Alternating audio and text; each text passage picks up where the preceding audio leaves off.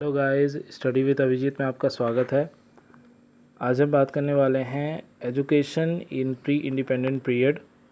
Pre independent period में education कैसा था, किस तरह पोर्तुगीज़, फ्रेंच, डच और फिर इंग्लिश यानी ब्रिटिशर्स के आने के बाद हमारे एजुकेशन सिस्टम में फ़र्क आया।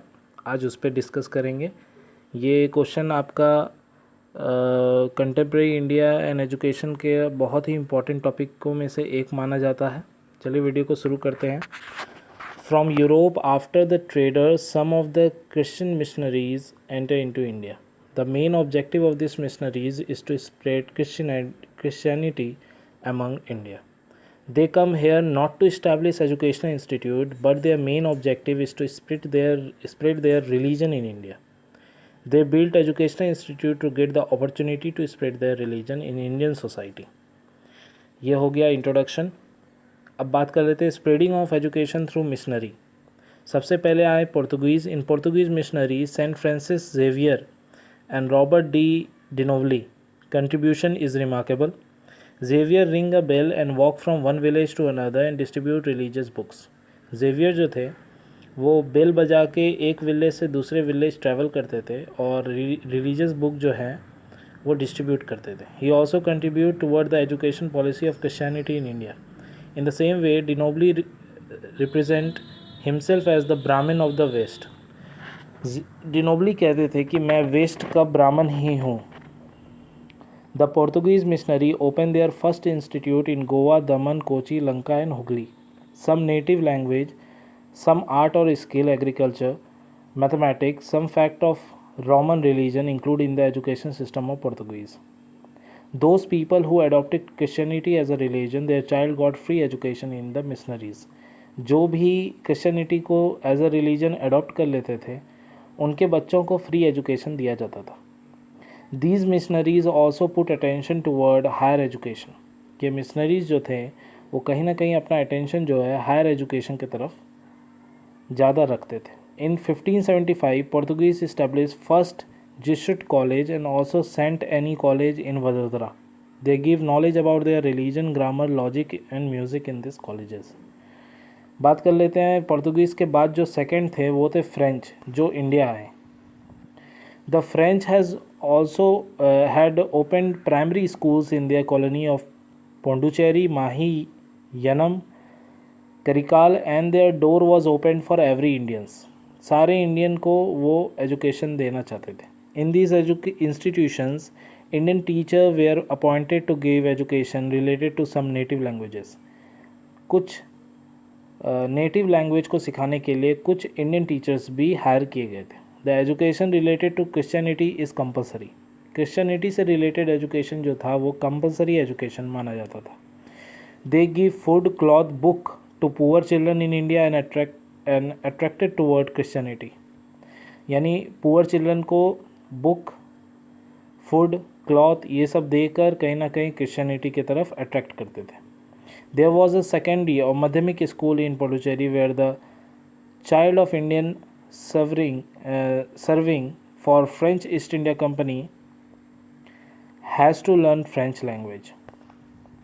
In India, English East India Company is the competitor of French East India Company. The Third Carnatic War 1756 to 1763 was the decisive win for the English. कहीं ना कहीं इंग्लिश ईस्ट इंडिया कंपनी जो थी वो French east India company की पक्की competitor मानी जाती थी और थर्ड कार्नेटिक वॉर जो 1756 से 1763 तक चला था वो एक डिसिसिव बैटल माना जाता है जिसमें इंग्लिश ईस्ट इंडिया कंपनी यानी ब्रिटिशर्स जीत गए और फ्रेंच हार गया। It establish the English supremacy over the French in Indian subcontinent and this mark the end of the French education in India. यही जो कार्नेटिक वॉर है, third Carnatic war, ये फ्रेंच एजुकेशन एक तरह से India का ख़त्म माना जाता है, इंडिया से ख़त्म हो गया।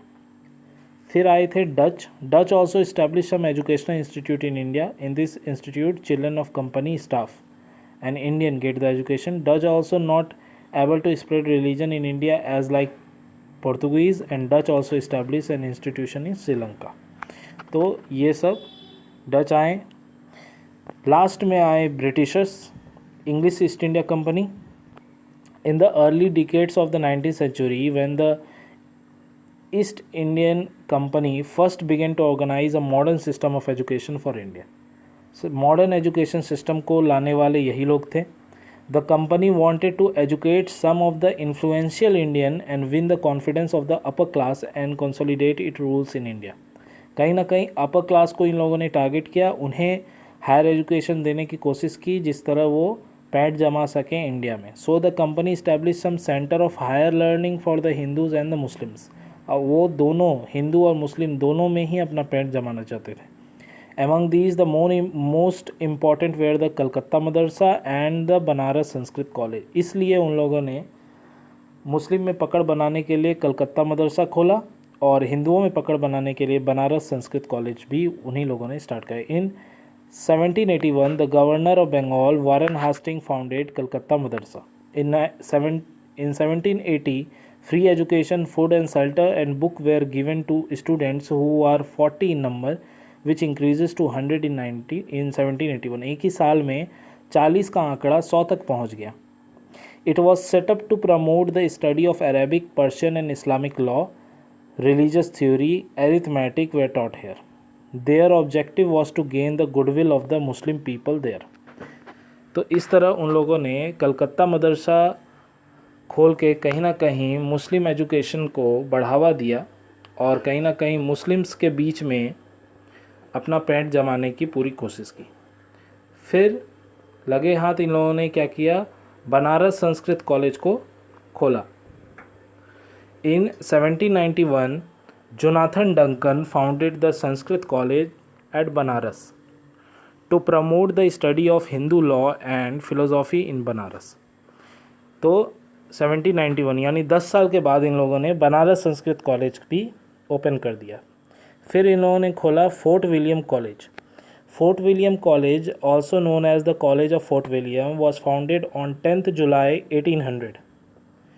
उसके 9 साल बाद by Lord Wellesley in Calcutta.